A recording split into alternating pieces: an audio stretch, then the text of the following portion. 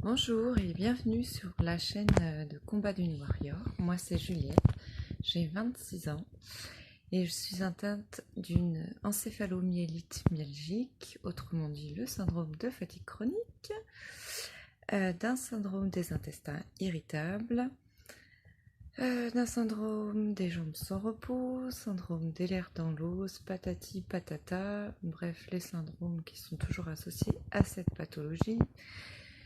Donc, qu'est-ce que le syndrome de fatigue chronique et tout ce qui l'accompagne, pour moi en tout cas, enfin, c'est pas toujours chez tout le monde. Donc, le syndrome de fatigue chronique, en gros, t'es crevé, mais genre crevé comme quand t'as la grippe, t'as des douleurs insupportables, tu n'as plus d'énergie, tu ne peux plus faire grand-chose. Dès que tu dépasses ce seuil d'énergie, eh bien, tu es complètement encore plus à la ramasse que ton état déjà de base qui est très fatigué. Donc là, tu es couché pendant 15 jours, 3 semaines, et là, tu ne peux absolument rien faire, même te lever pour aller aux toilettes, c'est insupportable. Voilà, donc en gros, ouais, c'est dans les cellules, elles n'arrivent plus à faire autant d'énergie qu'avant, d'où voilà, cette fenêtre de tolérance très basse d'activité. Voilà. Après, il semblerait que ce soit du côté neurologique, mais bon, on ne sait pas trop encore. Les recherches sont toujours en cours. Bref. Du coup, après vient se greffer souvent, enfin, en tout cas moi je l'ai, le syndrome des intestins irritables. Donc, c'est une grande sensibilité des intestins, donc tu digères très mal, tu as des ballonnements, des spasmes, tes intestins sont remplis de gaz, tes intestins sont feignants, de chez feignant, donc tu es constipé. Ça peut être aussi l'inverse chez certaines personnes, c'est-à-dire le contraire, la diarrhée, donc voilà, c'est pas cool. Du coup, je vous parlerai des solutions enfin, qui peuvent marcher pour certains et les autres solutions qui peuvent marcher pour certaines autres personnes en fonction de la sensibilité des intestins de chacun. Voilà. Syndrome des jambes sans repos, enfin, pour moi en tout cas, ça se produit plutôt la nuit. Dans la journée, j'ai de l'impatience, mais ça me gêne moins. Ouais. Et c'est surtout en fait la nuit où c'est mais insupportable. Tu ne peux pas rester sans bouger et donc tu n'arrives pas à t'endormir. Et parfois ça peut aller jusqu'à bah, tu marches toute la nuit chez toi parce que bah, ça te fait une espèce de douleur étrange. Donc voilà. Oui, d'ailleurs, je vais pas parler des douleurs pour le syndrome de fatigue chronique. Donc certains ont des douleurs. Moi, j'ai la fibromyalgie, ça aussi j'ai oublié de le dire. En plus, donc vraiment des grosses douleurs. Il y a aussi les troubles de la concentration et de la mémoire dans le syndrome de fatigue chronique, qui sont plutôt très importants. Vous allez sûrement le voir quand je vais parler. Je vais sûrement avoir des oublis. Voilà, je cherche un mot, je le trouve plus, ce genre de choses. Donc voilà. Ensuite, donc bah, j'ai la fibromyalgie, donc j'ai vraiment de très grosses douleurs à cause de ça, le syndrome des lèvres dans l'os, qui est aussi très douloureux chez moi. Et syndrome des lèvres dans l'os, à la base, c'est génétique déjà comme pathologie. Et puis, c'est surtout de l'hyperlaxie. Moi, j'ai de l'hyperlaxie au niveau de la peau. Donc, bah voilà, c'est-à-dire que je peux tirer voilà, ma peau, comme ça. Très... Il y a des choses que je peux faire, genre ça. Voilà.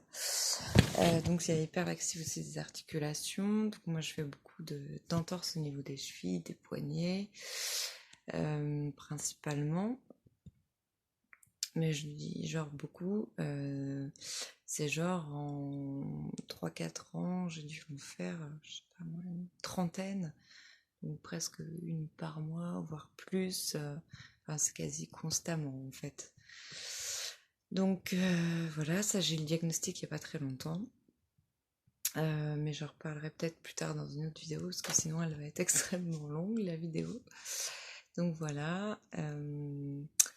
qu'est-ce que je n'ai pas parlé? Je crois que j'ai tout abordé. Si jamais j'ai oublié des choses ou si vous avez des questions, n'hésitez pas à les mettre en commentaire. Et puis moi, si j'ai oublié quelque chose, je rajouterai dans la barre d'infos si j'arrive à la faire. Parce que du coup, en fait, j'ai choisi le format vidéo. C'est plus par résignation parce que je voulais faire un blog. Et puis en fait, tellement compliqué, tellement long, et j'ai très peu d'énergie, donc j'arrive rapidement à saturation, donc ça me prendrait je sais pas combien de temps. Donc voilà. Donc dans cette vidéo, je vais aborder plein de choses, que ça soit donc moi, mon histoire en pathologie, et surtout, c'est ça que je voulais faire, c'était quelque chose qui soit vous allez vous inspirer pour vous aider à aller mieux ou au moins stabiliser ou ne pas aggraver votre état. Et puis toutes les petites choses qui peuvent aider. Après, c'est plus présentation des choses qui, moi, m'aident. J'espère que ça vous inspirera, ça pourra vous aider. Cette série de vidéos et cette chaîne, en tout cas, n'est pas faite que pour les gens, je pense, qui ont les pathologies qui pourraient être identiques aux miennes. Ça peut être d'autres personnes qui peuvent être malades,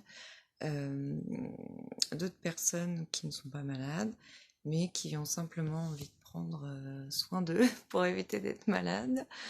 Ça peut être une option, voilà. Donc, eh bien, c'est parti. Donc, du coup, moi, j'ai attrapé la mononucléose en 2012 exactement. Et en fait, à la suite de ça, j'ai jamais été mieux. À ce moment-là, je faisais mes études encore.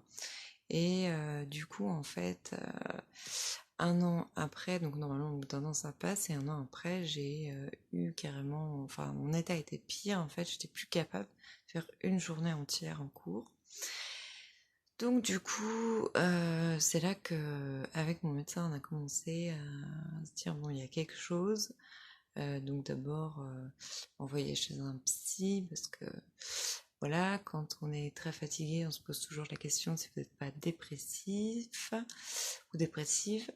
Donc dans mon cas, ça n'a pas été concluant du côté psy, donc elle m'a envoyée en médecine interne, donc au CHU d'Angers, parce que j'habite près d'Angers.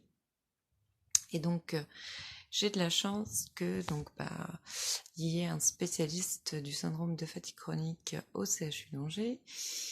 Ce qui n'est pas gagné quand on voit le peu de spécialistes qu'il y a en France. Genre, je sais qu'il y en a à Marseille, il y en a au Mans, donc, et il y en a à Lyon. Alors à Paris, il y a des spécialistes, mais je crois qu'ils font que de la recherche, parce que je sais qu'il y a une personne, Val, si tu vois cette vidéo, je te fais un gros bisou, qui habite à Paris et qui vient en fait à Angers pour se faire soigner. Donc voilà. Donc voilà, donc j'ai officiellement eu un diagnostic en février 2014. Donc maintenant nous sommes en 2020, donc voilà, ça fait 6 ans que je suis malade et que mon état s'est dégradé au fur et à mesure. Donc à l'époque, je vivais en couple, on avait un appartement, mon conjoint avait une petite fille en garde alternée. Et en 2018, j'ai quitté mon conjoint pour raisons personnelles, mais aussi par rapport à une pathologie, parce qu'il ne comprenait pas.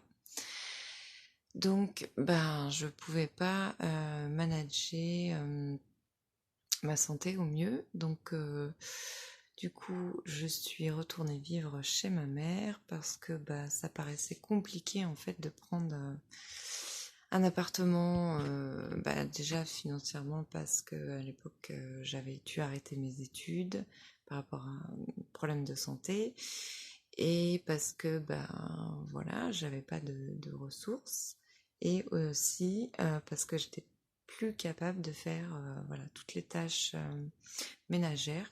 Je ne pouvais plus toutes les assurer. Et malgré que je suis venue donc habiter chez ma mère, mon état s'est beaucoup dégradé. J'ai été hospitalisée en décembre 2018, en février 2019 et en août 2019, j'ai commencé à avoir des problèmes de fréquence cardiaque très élevés. Donc pour l'instant, je n'ai pas encore tout à fait d'explication parce que j'ai pas vu encore le cardiologue, mais ça pourrait venir d'un syndrome des lèvres dans l'os, de l'intolérance orthostatique, syndrome de POTS, enfin bref, ou syndrome de stop en français. Tout ça se rejoint un petit peu. Et voilà, donc j'attends d'avoir vu le cardiologue pour en savoir plus. Et donc ça fait à peu près 1 an en fait que j'ai mis en place ce qu'on appelle le pacing quand on a le syndrome de fatigue chronique, c'est-à-dire gérer son énergie au quotidien. Donc ne pas dépasser. Quand on dépasse, on fait ce qu'on appelle un MELS post-effort ou un crash. Donc c'est-à-dire que ça aggrave tous les symptômes, tout notre état, et on peut être, comme j'ai dit tout à l'heure, couché au lit pendant 3 semaines, et là, impossible vraiment de rien faire. Donc j'ai commencé ça depuis 1 an. Pour l'instant, voilà, j'ai pas de grands résultats, mais ça, voilà, ça prend du temps. Déjà à mettre en place, parce que alors vous verrez, il y a plein de trucs, c'est compliqué. Et ça prend du temps, je pense aussi, pour avoir des résultats. Voilà. Je vais regarder ma petite fiche pour pas trop perdre le fil de ce que je vais dire.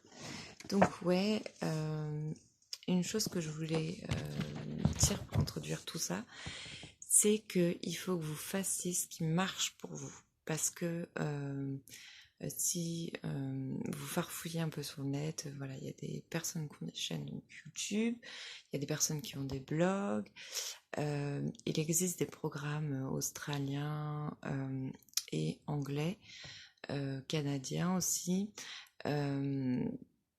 pour guérir, je mets ça entre guillemets, parce que c'est pas le cas pour tout le monde apparemment.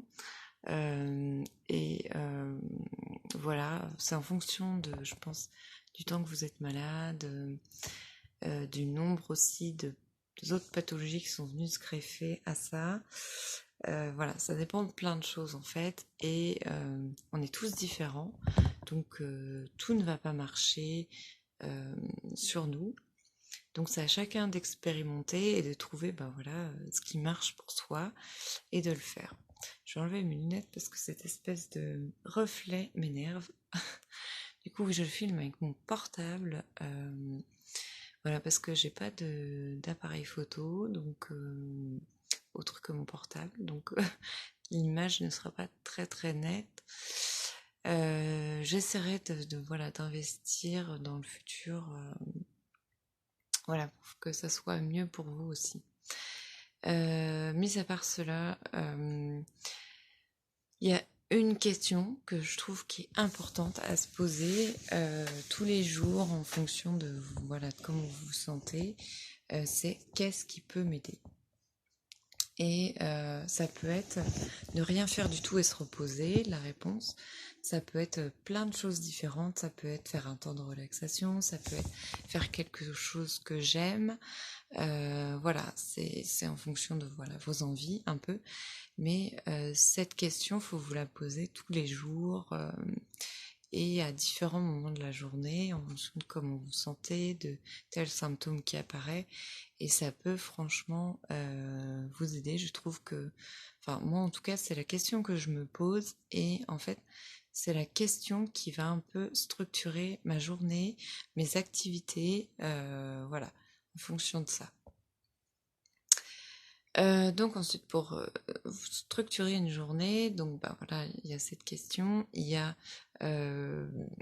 l'alternance du repos et des activités. Donc en fonction de voilà votre enveloppe énergétique, je pense que vous l'avez tous remarqué, au bout d'un certain temps, pour certaines activités, par exemple si vous allez sur l'ordinateur et que vous êtes sur internet à lire des choses, au bout d'un certain temps, vous allez commencer à être mal. Et quand vous êtes mal, il faut vous arrêter. C'est le moment, faut pas attendre. Vraiment, quand vous commencez à avoir d'autres symptômes qui viennent s'ajouter au truc, c'est le moment de s'arrêter. Donc ensuite, c'est là où il faut faire votre temps de repos. Et donc, je sais pas, ça va être au bout de 15 minutes que vous commencez à avoir d'autres symptômes. Au bout de 15 minutes, vous vous arrêtez et après, voyez combien de temps il vous faut de repos derrière. Ça peut être un quart d'heure, ça peut être 20 minutes, ça peut être une demi-heure. Et ce que vous faites, c'est que, par exemple, vous faites une demi-heure et après, vous allez faire une autre activité derrière, peut-être physique, pour éviter d'enchaîner 2 fois des activités cognitives. Peut-être de les varier aussi, ça peut être plus sympa. C'est-à-dire de pas toujours faire voilà, la même chose, la suite des autres, mais par exemple de faire 15 minutes d'ordinateur, vous faites 20 minutes de repos, vous voyez si c'est suffisant.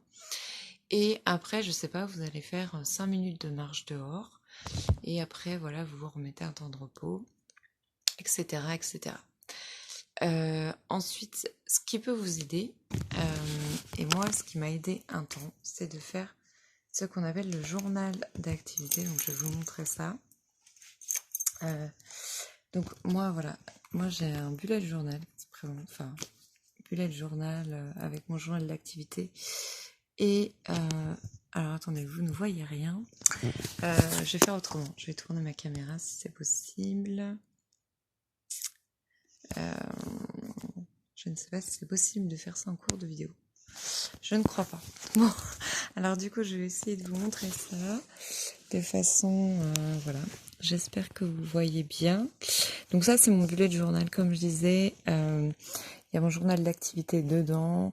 Et j'ai un cahier de notes également, parce que sinon, je bouffe mes bullet journal en même pas 2 mois. Donc, c'est compliqué. Après, de refaire son bullet journal tout le temps. Donc voilà, j'ai une première page, ça c'est moi qui l'ai faite. C'est un peu une espèce de carte mantra, voilà. Donc je la vois tout le temps, donc ça m'aide et ça rentre dans la tête, cette phrase. Donc voilà, ça c'est mon bullet journal, ça me permet de m'organiser. Au niveau des rendez-vous médicaux, du papier administratif, de ce que j'ai envie de faire. Et ça me permet également de traquer ma santé, que ce soit par exemple mon moral, que ce soit quand est-ce que j'ai un crash, quand est-ce que, par exemple, j'ai mes règles, etc., quand est-ce que j'ai des infections. Donc voilà, donc ça c'est mon journal d'activité. Et du coup, je vais prendre une journée type un peu bien présentée. Voilà, par exemple celle-ci. Donc, ça date un peu parce que moi, je ne fais plus... Excusez-moi, j'ai une lettre qui glisse. Ça date un peu parce que moi, je ne le fais plus parce que au bout d'un moment, c'est saoulant. J'ai dû le faire pendant plus de 6 mois, je crois. Et donc c'est bien en fait pour s'apercevoir de quel est notre quel temps en fait on peut faire sur un temps cognitif ou une activité physique. Donc voilà, ça permet de savoir un peu ses limites, voilà. Et donc ce que je faisais, c'est que je note toutes les activités que je fais. Je note mon niveau d'énergie le matin, je le note le soir. Je mets qu'est-ce que j'ai réussi à faire au niveau du pacing, qu'est-ce que je n'ai pas réussi et sur quoi je dois me concentrer le lendemain. Et voilà, donc ça permet de voir les activités que je fais. Bon, il y a des jours où vraiment j'en fais trop et après je crache, hein, comme tout le monde. C'est jamais évident, même s'il faut vraiment éviter les crashs. Et donc voilà, mon journal d'activité. Et ça permet aussi, une fois qu'on voit, oh là là, purée, j'en fais trop, de se dire qu'est-ce que je peux réduire et quelles sont les activités que je fais actuellement qui me font toujours dépasser mon niveau d'énergie. Il faudrait soit que je réduise dans le temps, soit que j'arrête de faire concrètement. Donc voilà, donc ça c'est mon cahier de notes, voilà, je plein de trucs. Et bref, après j'ai mes ordonnances du moment, etc. Voilà, donc ça me permet de rassembler plein de choses. Ça pèse 1 tonne, mais ça m'est très utile. Donc voilà, donc ça me permet donc de structurer mes journées. Maintenant je cherche ma fiche, voilà. J'ai retrouvé ma fiche. Donc voilà, donc dans le pacing, donc il y a ça aussi, enfin toutes ces choses font partie de structurer sa journée. Le pacing, il y a aussi également donc bien manger, le sommeil c'est hyper important et bouger un petit peu dans sa fenêtre de tolérance au niveau des activités physiques. C'est important pour pas trop se démuscler. Voilà. Et donc, je vais aborder les points un par un. Et quoi vous dire d'autre sur... oui, alors quand on en fait trop, qu'on fait des crashs, après on est bloqué pendant 3 semaines et une fois qu'on est sorti de ce crash, on va refaire la même chose en fait, on va en faire trop, peut-être pas sur une journée mais sur 2-3 jours, on va en faire trop, donc on va replonger dans un crash. Ce sont des cycles en fait de push and crash. Donc quand vous en faites trop, c'est que vous poussez votre corps, push en anglais quoi. Et il faut casser ce cycle dans un premier temps. C'est pas évident. Moi, c'est toujours un peu compliqué. J'ai vraiment du mal à faire les repos. Je suis pas quelqu'un qui reste à rien faire en fait. Concrètement, donc c'est un peu compliqué. Donc voilà, moi c'est toujours en cours. C'est pas toujours évident, mais voilà. C'est de l'eau de chacun, je pense. Sachant que moi j'ai pas d'enfant, j'ai pas de mari, j'ai pas de maison, donc c'est quand même plus simple. Mais j'ai 26 ans, donc voilà. Les jeunes, on se sent on se sent dans sa tête plein d'énergie, on a envie de faire plein de choses, on voit nos amis qui font plein de choses. C'est le moment aussi où on construit sa vie et concrètement moi j'ai pas fini mes études, j'ai pas de chez moi, j'ai pas de travail, donc c'est un peu frustrant et on essaye toujours de trouver une solution, déjà pour se sortir de ces problèmes de santé et ensuite pour essayer de reprendre des études, construire sa vie. Donc voilà, c'est pas évident, mais je fais. C'est difficile de se forcer, surtout ne vous forcez pas. Par exemple pour le journal d'activité, moi je ne me force plus, je ne peux plus le voir, donc j'ai arrêté. Donc ne vous forcez pas, essayez petit à petit de changer vos habitudes et d'installer ces habitudes. Ça prend 1 mois en fait pour prendre de nouvelles habitudes. Essayez donc de remplacer des mauvaises habitudes par de bonnes habitudes. Faites ça petit à petit, ouais, parce que si vous changez 10 000 trucs, ça va jamais tenir. Si vous changez 2-3 choses, ça risque de mieux tenir. Donc voilà. Ensuite, sur la nutrition. Alors là, donc pour les personnes qui ont les intestins sensibles, évitez le gluten, le lactose, tout ce qui va fermenter dans vos intestins, donc choux, oignons. Après, selon aussi la sensibilité de chacun, je sais que moi par exemple, les lentilles, ça ne passe plus depuis longtemps. Ça a été d'ailleurs l'un des premiers aliments où je m'en suis rendu compte. Donc voilà, faites attention.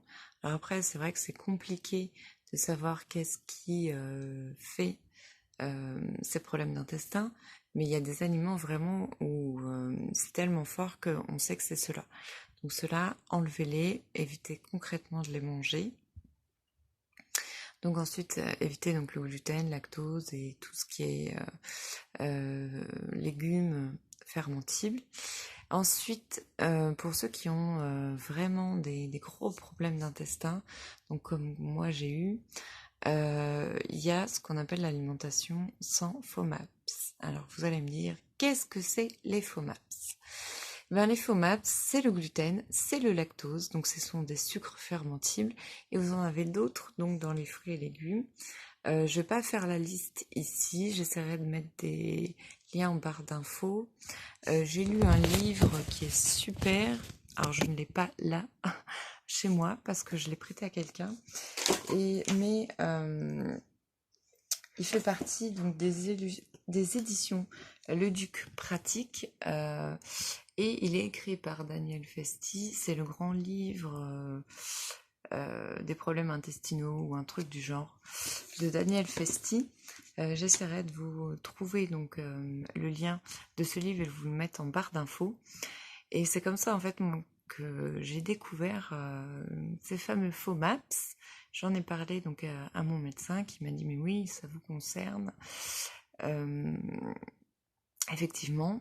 Et donc depuis, enfin à ce moment-là, c'était juste on les enlève complètement pendant un long moment jusqu'à ce qu'on n'ait plus du tout de symptômes, et ensuite on réintroduit famille par famille en fait, pour savoir quelle famille de sucre fermentible, genre par exemple le lactose c'est une famille de sucre fermentible, et vous la réintroduisez, vous voyez si il y a ou pas de nouveau des symptômes. S'il y a de nouveau des symptômes, voyez en fonction de la quantité, si par exemple vous en mangez genre vraiment un tout petit peu, genre juste le beurre pour la cuisine et la crème fraîche, et que vous essayez de pas mettre les deux en même temps, disons, si ça passe, ok, c'est bon. Si ça ne passe pas, que ça vous crée beaucoup de symptômes, faut les enlever carrément. Et donc vous voyez si vous avez les 4 ou pas. Et donc moi j'ai commencé d'abord par éviter le gluten, le lactose, ça m'a pris quand même assez longtemps. Surtout que bah voilà, les Français ils aiment bien le fromage et le pain, donc voilà, ça m'a pris longtemps de trouver des produits qui sont alternatifs pour le pain par exemple. Ensuite, qu'est-ce que je peux vous dire? Ouais, donc ça m'a pris longtemps. Après, j'ai commencé donc à faire enlever tous ces FODMAPs. Et là, vraiment, ça prend longtemps de ne pas avoir de symptômes, surtout si, bah, par exemple, vous allez chez votre grand-mère, que votre grand-mère, bon, elle est âgée, vous n'allez pas la faire chier concrètement avec ça. Ou des repas en famille, donc, et que vous voulez pas faire chier vos proches. Voilà, donc. Et après, en fait, je suis allée voir une spécialiste au Mans pour le syndrome, pour la fibromyalgie, n'importe quoi. Elle m'a diagnostiqué donc ce fameux syndrome des lèvres dans l'os. Et donc moi, j'ai vraiment le régime sans FODMAPs strict de chez strict. Je n'ai plus le droit à des exceptions alimentaires. Donc, ma grande déception. Donc voilà, donc je suis en train de mettre en place ça depuis un long moment. Sauf que bon, bah chez ma grand-mère, c'est vraiment pas possible. J'y suis allée pour les fêtes. Et donc là, du coup, c'est la cata pour mes intestins. En plus, j'étais malade, j'ai chopé une gastro. Donc bref, le truc vraiment pas top. Et donc, ben voilà, pour ce qui est de ça. Donc, voyez déjà quels sont les aliments que vous êtes sûr que ils vous provoquent des troubles. Ensuite, essayez de voir, en évitant le gluten, le lactose, ce que ça fait. Parce qu'en fait, le gluten, concrètement, et le lactose sont... comment dire, sont fermentibles, donc ils provoquent des problèmes aux intestins, mais ils provoquent aussi les douleurs. Concrètement, moi, pour la fibromyalgie, on m'a conseillé de les enlever complètement.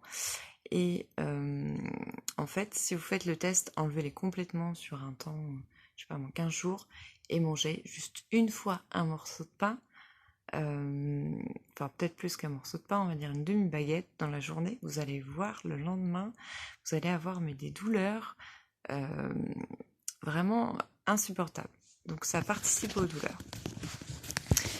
Ensuite, ce qui est important, donc, c'est le sommeil. Le sommeil est important parce qu'on n'a déjà pas un sommeil réparateur. Voilà, on a souvent des mauvaises nuits, des insomnies, donc des problèmes pour s'endormir. Donc c'est jamais évident. Mais il y a pas mal de conseils qui peuvent aider. Donc évitez de dormir dans la journée, sauf si vraiment vous êtes très fatigué. Je dis ça, mais moi je dors dans la journée. Je suis pas bien en fait si enfin, j'ai déjà du mal à faire des temps de repos en fait. Et, euh, et concrètement, si je fais pas une sieste en début d'après-midi, je ne suis pas bien à la fin de la journée et ça peut tourner au bout de 3 jours en crash. Alors que si voilà, je dors concrètement, ça va à peu près. Voilà. Donc pour ceux qui ont peut-être plus d'énergie, qui arrivent plus à se reposer dans la journée, les gars, je commence à avoir mal au dos, à être comme ça. Donc je vais me mettre un peu plus confortable. Donc je disais, ouais, ceux qui ont peut-être plus d'énergie, qui n'ont pas forcément besoin de dormir dans la journée, qui arrivent à faire des bons temps de repos, c'est peut-être pas nécessaire.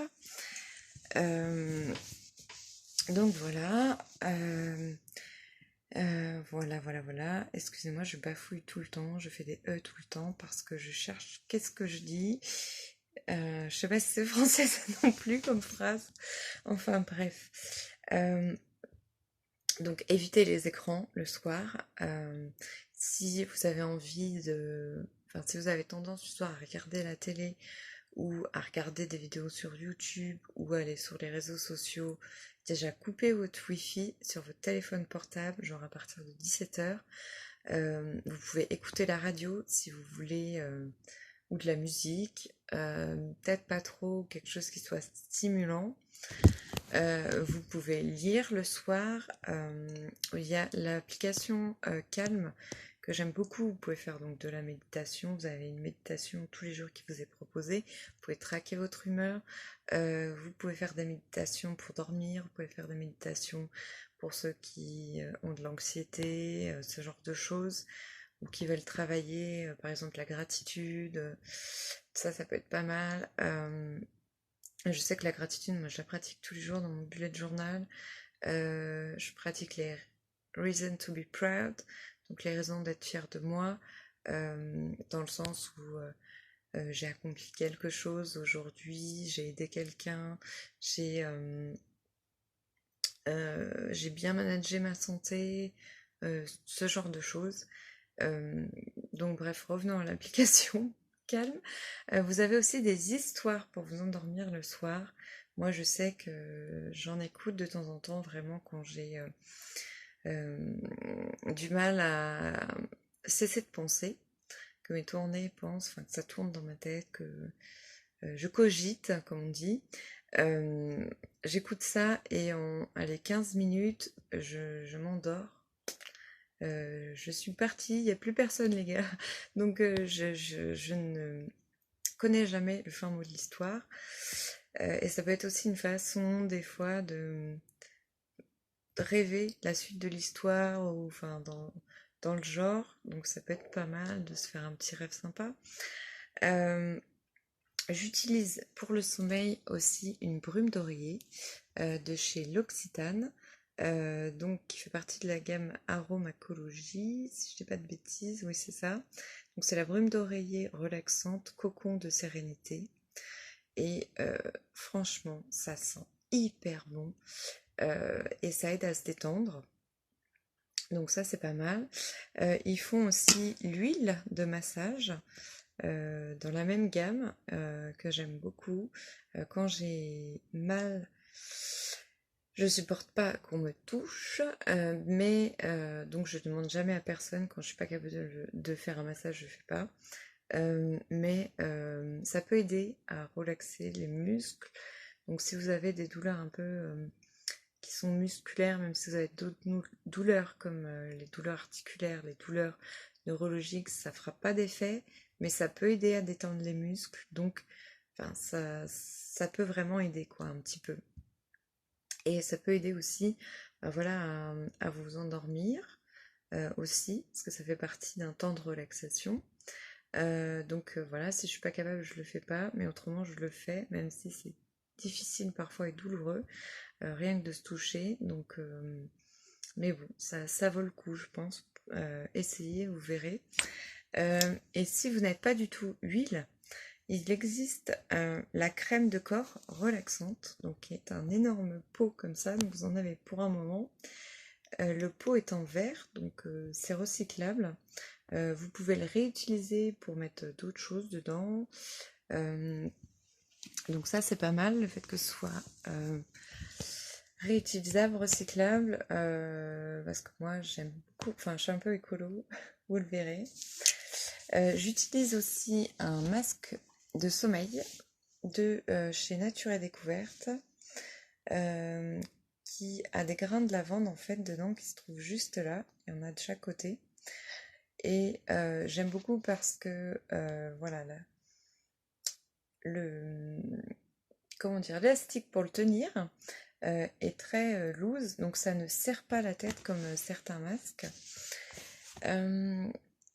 Ce qui peut vous aider aussi à dormir, j'ai une bouillotte qui vient de chez Warmise, qui est en fait, il y a des grains de lavande dedans, concrètement, et vous la faites chauffer. Alors il y en a sous forme de doudou, je sais pas s'il y en a d'autres qui sont pas sous forme de doudou, mais bref, on s'en fout de la peluche. Ce qui est bien là-dedans, ouais, c'est que c'est une bouillotte et que, voilà, comme je vous dis, il y a des grains de lavande dedans, donc ça sent hyper bon la lavande et que ça peut vous aider à vous détendre le soir, vous relaxer. Et accessoirement, si vous avez vos règles, si vous avez mal quelque part, la chaleur aussi peut aider, donc c'est plutôt pas mal. Autre chose, un bon oreiller, enfin une bonne literie et un bon oreiller, ça fait toute la différence. Moi, je vous cache pas que j'ai eu pas mal de problèmes au niveau du dos, la nuque, et depuis que j'utilise un oreiller de chez Emma Matelas, alors là, vous n'allez pas avoir un oreiller à mémoire de forme. Je vais le sortir de sa tête d'oreiller. Ça peut faire la différence. Moi, je sais que j'ai quasiment plus mal au niveau de la nuque depuis que je l'utilise. Alors, c'est un peu cher. C'est un investissement. Moi, je l'ai fait à un moment, je sais plus, c'était cet été, il y avait un code promo ou je sais pas quoi, et ça m'a réduit le prix. Donc voilà, Emma Matelas, je sais pas si vous arrivez à voir la petite étiquette. Voilà, et donc ça se présente comme ça, et vraiment c'est voilà, ça revient à la forme naturelle et c'est hyper confortable, contrairement à ceux que vous pouvez trouver dans le supermarché, oreiller ergonomique avec mémoire de forme, ça n'a rien à voir, je peux vous le confirmer. Et ils font les matelas aussi. Moi, j'ai encore mon vieux matelas de quand j'étais petite. Donc qui concrètement a une vingtaine d'années. Et je pense que j'essaie de faire des économies pour investir dans un matelas et ma matelas. Moi, j'ai toujours mon vieux lit de quand j'étais petite, donc mon lit une personne. Concrètement,